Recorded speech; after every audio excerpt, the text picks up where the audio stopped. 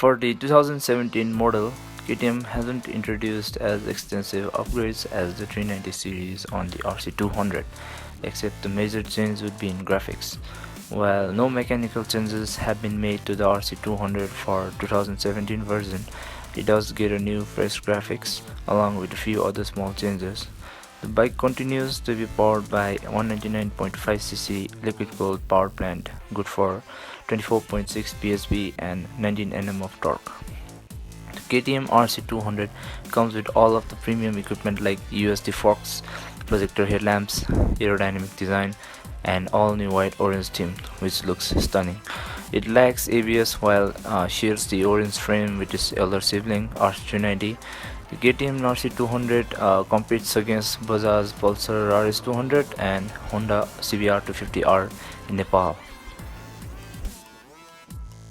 In this model, the mirrors are now wider and offers improved visibility for the rider.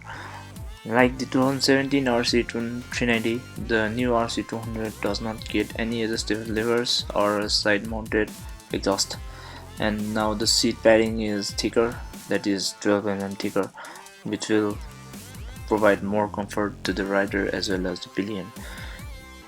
The engine is now Euro 4 compliant, which means that the engine is more friendlier with the environment.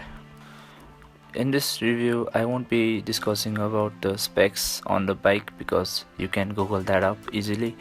So what I'm going to discuss here is my experience with the bike so far. Well, I have ridden this bike for just about a week now, and I'm still in very early phase to give this review. However, according to my week of riding and judging from all the comments I read before I took this bike, I had some concerns that I felt that I need to share this to all the viewers or all the future buyers. My review will be based on basically for commuting and joyride during the weekends because I use this bike mostly for commuting. So I will be taking points regarding that so that it will be easy for the future buyers who are searching for this bike as a commuter bike. So yeah. Moving on to the first point, rider seat. Well, rider seat isn't as hard as people say because coming from Gixxer it feels similar for me.